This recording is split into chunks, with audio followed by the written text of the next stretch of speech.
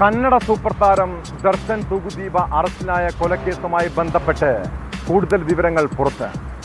ദർശന്റെ ആരാധകനായ രേണുഗോസ്വാമിയെ കൊലപ്പെടുത്താൻ നിർദ്ദേശം നൽകിയത് കൂട്ടുപ്രതിയും നടിയുമായ പവിത്ര ഗൗഡയെന്ന് പോലീസ് വ്യക്തമാക്കുന്നു. യുവാവിനെ കമ്പുകൊണ്ടും ബെൽറ്റ് കൊണ്ടും ക്രൂരമായി മർദ്ദിച്ചാണ് കൊലപ്പെടുത്തിയതെന്നും പോലീസ് കണ്ടെത്തി. ക്രൂരമർദ്ദനത്തിന് ശേഷം ഭിത്തിയിലേക്ക് വലിച്ചെറിഞ്ഞതാണ് മരണത്തിന് ഇടയാക്കിയതെന്നും പോലീസ് പറയുന്നു.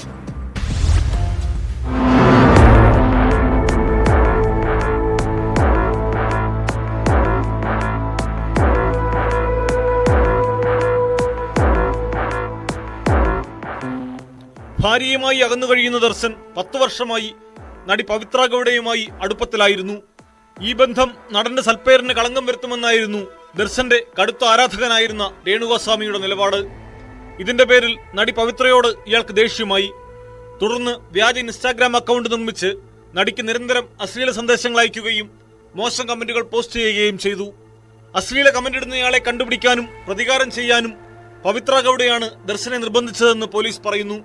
കേസിൽ പവിത്ര ഗൗഡയെയാണ് 1-ാം പ്രതിയാക്കിയിരിക്കുന്നത്. ഇവരുടെ നിർദ്ദേശപ്രകാരമാണ് കൊലപാതകം ആസൂത്രണം ചെയ്തതെന്ന കണ്ടെത്തലിനെ തുടർന്നാണിത്.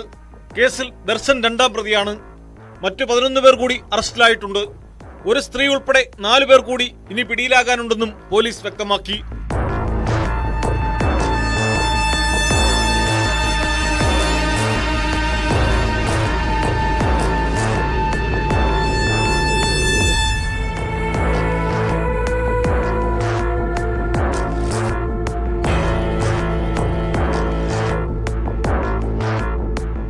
ചിത്രദുർഗയിലെ ഫാൻസ് ക്ലബ് കൺവീനറായ രാഘവേന്ദ്രയാണ് രേണുഗോസ്വാമിയെക്കുറിച്ചുള്ള വിവരങ്ങൾ ശേഖരിച്ചതും തുടർന്ന് കടത്തിക്കൊണ്ടുപോയതും.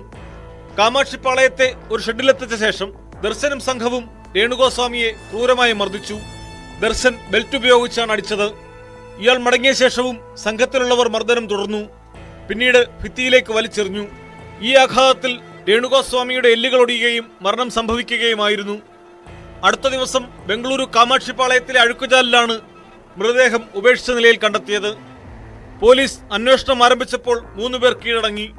സാമ്പത്തിക പ്രശ്നങ്ങളാണ് കൊലപാതകത്തിന് കാരണമായി ഇവർ പറഞ്ഞത്. മൊബൈൽ ഫോൺ രേഖകൾ പരിശോധിച്ചപ്പോഴാണ് കേസിൽ നടന്റെ പങ്ക് വ്യക്തമായത്.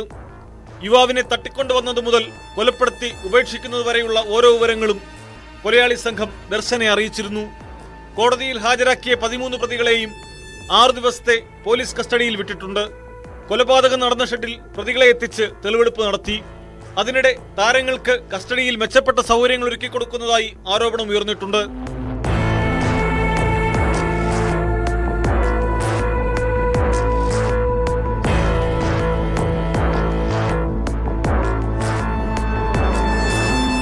ന്യൂസ് 18 ബംഗളൂരു.